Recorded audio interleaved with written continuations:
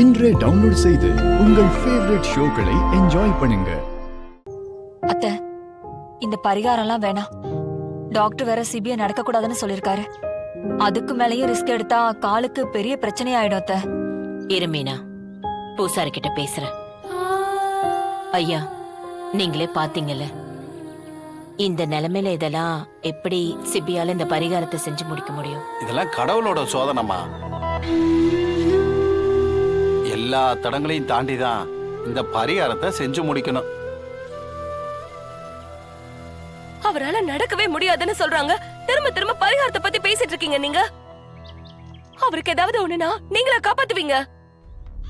அவரால முடியலன்னா என்னம்மா, அவருக்கு சரி பாதியா இருக்கிற அவரை கட்டிக்க போற பொண்ணு பண்ணட்டுமே.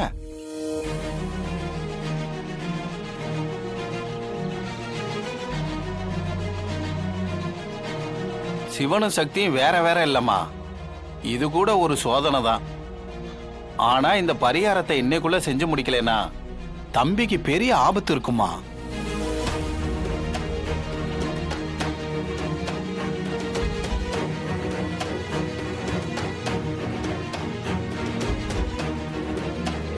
சரி, அப்ப நான் செய்றேன்.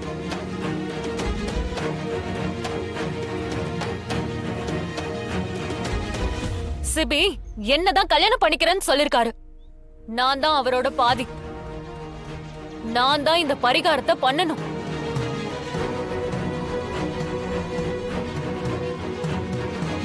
பூசாரி, என்ன பண்ணணும்னு சொல்லுங்க, நான் பண்றேன். தீச்சட்டியோட தீ மிதிக்கணும்.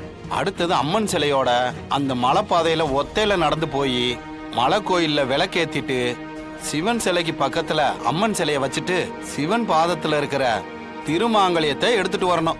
என்ன இது எல்லாமே டஃப்பான பரிகாரமா இருக்கு. எப்படி இதை செஞ்சு முடிக்கிறது? இதுக்கு ஏதாவது ஷார்ட்கட் இருக்குமா?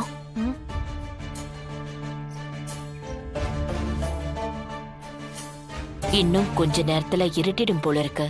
இதுக்கு மேல எப்படி பூசாரி ஐயா? அம்மா, சாமி விஷயம் நேரங்காலம் பார்க்காதீங்க, அர்ப்பணிப்போட செஞ்சு முடிங்க. ஏமா, நீ கட்டிக்க போற பையனுக்காக இது கூட செய்ய மாட்டியா என்ன? உன்னோட அன்பை வெளிப்படுத்துறதுக்கான நேரமா இது? யாரு செய்ய மாட்டான்னு சொன்னா? அதெல்லாம் என் தங்கச்சி தாராளமா பரிகாரம் செய்வா. உன்னால முடியும் சாம். நீங்க தீ மிதிக்கிறதுக்கான ஏற்பாடெல்லாம் பண்ணுங்க.